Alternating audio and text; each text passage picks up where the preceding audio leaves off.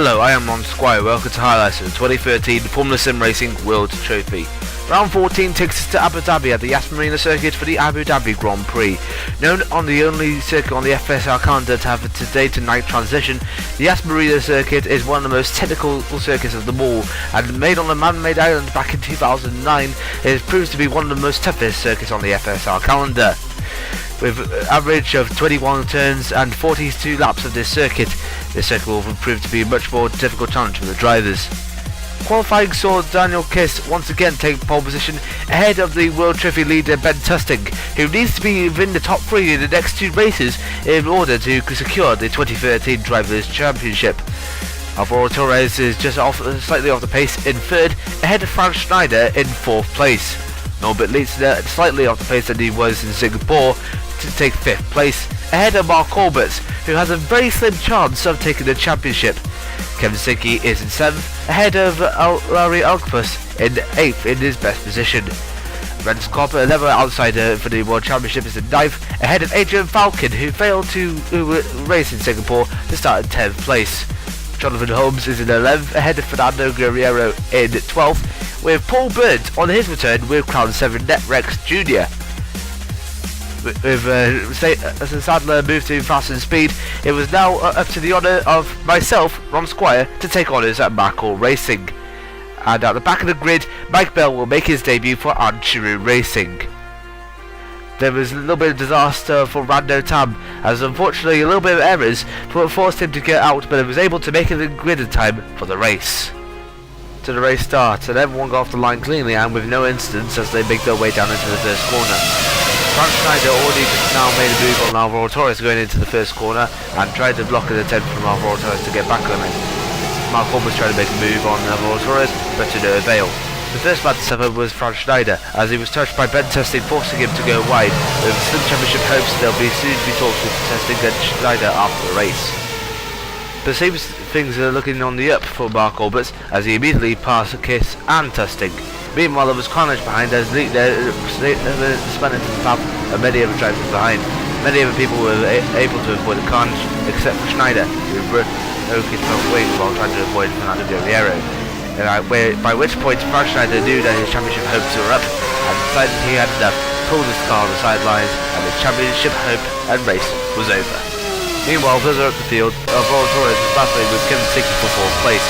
Knowing that he had a championship to contend with the next couple of races, Torres immediately passed Kevin Saki and now had 3 championship contenders in front of him in the form of Tusting, Kiss and Alberts. At the end of the opening lap, the top 10 order ran as Alberts, Kiss, Tusting, Torres, Holmes, Sadler, Siggy, Klopp, Campus and Gabriel, whose teammate Leonardo de Souza, who spun in the background but manages to fall behind the backcourt driving of me, myself, Ron Squire, who's running a tribute in Lowe's Cone to pay tribute to the late Sean Edwards, who passed away in Australia following an instructing accident. But I wasn't able to keep Leonardo de Souza behind me for too long, as he went up to the inside of me, just going into the next couple of corners, the way I needed to go for my penultimate race of my FSR career. Meanwhile, I was under threat from Mike Bell, who was also on his debut for Anchiru Racing, and Fernando Guerrero, and Paul Burnt, who was making his return to the WT with NetRex Jr. Albert's lead only lasted for about 7 laps or so, as he went into the pits on lap 8, surrendering the lead to Daniel Kiss, and Ben Tusting, and Alvaro Torres. He later rejoined just behind Kevin Siggy, who he repassed just at the end of the following lap, and went through his chase for Renz Klopp. It only took Alberts a couple of corners before he managed to have an opportunity to get past Renz Klopp, but unfortunately doesn't gamble with his points. However, knowing he's a championship contender, he needs to get past Renz Klopp, which he precisely does at the end of the alternative pit straight. The next couple of laps he'd been chasing down the Abu GP of Jonathan Holmes. He went to make an outside pass, which was deeply unwise, as he found out when he was going wide at the trickiest chicane on the circuit. Jonathan Holmes retook his position and made it much more difficult for Alberts and his championship challenge. He tried again at the end of the current lap and the beginning of the next lap. He went onto the outside and next to the pit wall to try and pass after Jonathan Holmes. He went just in front of Jonathan Holmes, but unfortunately to no avail. He kept still on the outside of Jonathan Holmes until he actually got past Jonathan Holmes, in which he precisely does at turn 3 and took the inside line, and therefore he gained a position. Jonathan Holmes tried to manoeuvre trying to get past Mark Orbis by going on the outside of the next turn, but to no avail. It was musical chairs for the lead over the next 4 laps, as Daniel Kiss went into the pits on lap 16 and gave the lead to Ben Tusting, who only about a lap later he went in for his own pit stop and let Alvaro Torres take the lead. However, and this is much more brilliant, Alvaro Torres comes into the pit stop for his tyres on the next couple of laps, meaning that he's rendered the lead back to Tusting. He later rejoined just behind Daniel Kiss, who's been battling hard with his sister teammate. Before Torres entered the pit lane, there was a huge battle going on between Orbis and Tusting, and it seems to go for a grimmy end, as Tusting went to go to the inside, unfortunately touching Orbis' car in this nearly the same fashion as he touched Franz Schneider, and it caused Orbis to go into spin and go into the pit stop for his retirement, knowing that his championship chances are now over. The only fierce contender left was Alvaro Torres as he's chasing down Kiss and Ben Tusting, but then the unthinkable happened. Out in front, the spectators couldn't believe their eyes when they saw the positive sim racing of Alvaro Torres has begun to slow dramatically on the alternative pit straight. It turned out to be a major electrical failure for the championship contender, and unbelievably that meant that as a result, Torres has suffered his first retirement and he was out of the running for the championship. It left the entire venue in a complete state of shock. With the 3 championship contenders of Orbis, Schneider and Torres out, this means there will be no pressure for Daniel Kiss and Ben Tusting, who is currently leading the race, both of their teams owned by Twister. However, Twister won Hackspall Racing of Ben Tusting to win to ensure they have a drivers' championship, and with Ren's Club just about further behind, they will really need to put the hammer down if they want to win the race. My race, however, was about to take an uncivil turn. After being 2 laps down and only 1 front wing brake later, I crashed into the barrier at the end of lap 1 and forced myself to retire, knowing I can't continue on. Meanwhile, my Grid 2 rival Chris Knight, who was also making his debut in the Grid 1 category, unfortunately spun at the end of the long straight and crashed into the wall at the most oddest place than usual. Meanwhile, knowing that he only has a slim championship chance, Ren's Klopp has to keep Jonathan Holmes behind him to keep that championship chance alive, but that was not going to stop him as he passed Ren's Klopp into the tricky chicane complex and the position is his.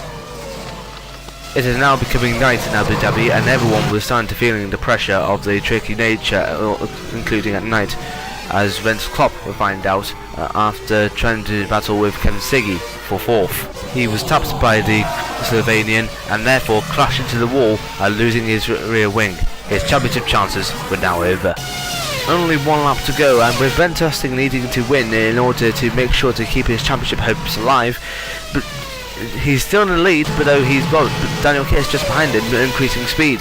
So just about coming up to the end of the lap, Ben Tusting was slowing for Daniel Kiss, but Daniel Kiss had other ideas. He was staying behind Tusting until the end of the lap, until Ben Tusting crossed the finish line to take the win, in which he secondly does, and Ben Tusting comes through to take his first ever win in the FSL World Trophy, affirming that he only needs to finish within the top 3 in Interlagos to win the 2013 FSL World Trophy Championship.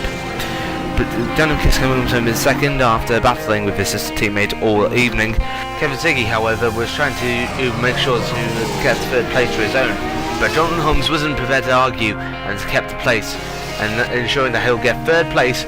And for the first time, all 3 cars, all owned by 1 team, are on the podium for the first time in FSR history. Kevin Siggy was able to come home in 4th place, ahead of Ilaria Olpus, who made it into the top 5 for the first time since he first entered the Grid 1 category. Alessio Campos is in 6th, Crown 7 Netrex ahead of Norbert Leitner, who was slightly off his usual pace from Singapore, getting 7th. Fernando Guerrero is 8th, with James Sadler on his debut for Fast Speed, taking 9th place, ahead of Leonardo de Souza, who got into the top 10 for the first time, and for the first time for commercial racing into the top 10. Last point scorer being Adrian Falcon, whose start this weekend in Singapore has resulted in him getting 10 points for GS Pro Engineering. Thanks to the retirements of Mark Alberts, Frank Schneider and Alvaro Torres today, Fantastic needs to stay ahead of Daniel Kiss if he is to become the 2013 FSR Drivers' Trophy champion. But Daniel Kiss needs to finish ahead of Fantastic and also needs to finish the race if he wants to become champion. Frank Schneider's chances are the winners are Alvaro Torres and Mark Alberts, with Red Klopp also out of the picture too. Jonathan Holmes is in 7th with Carlos Martin in 8th, Alessia Campos in 9th, with Gordana Van Reno still rounding out the top 10 with 144 points. Despite Go Speed not finishing any cars today, and since Positive Sim Racing was failed to score any more points today, Go Speed was able to secure the Constructor Championship with 2 races to go, securing the Constructor Championship for the 2nd year in a row. Lacking Shikari Wayne still in 3rd, ahead of Abu GP in 4th. Axel Racing having got all their points from Fantastic, rising 5th, ahead of Twisted Racing in 6th. Crown 7 Net Ventures in 7th, with PSR Studio Team Green and Orange in the first and 8th and 9th. Crown 7 Net position in 10th place. The next race is the final race of the FSR 2013 season, the Brazilian Grand Prix at Interlagos, Brazil, and you can watch that race live as it happens by heading to simrace.tv on the 10th of November, with qualifying takes place at 11:35 GMT with the race at 12 noon. Until then, it's your final chance to enter the FSR Fantasy League by heading to fantasy.formula-simracing.net. Check us out on our forums at racersfarms.com for all latest league information, and don't forget to check us out on both Facebook and on Twitter. We hope you enjoyed today's highlights. I'm Ron Squire, and join us next time for the final round of the 2013 Formula Sim Racing World Trophy.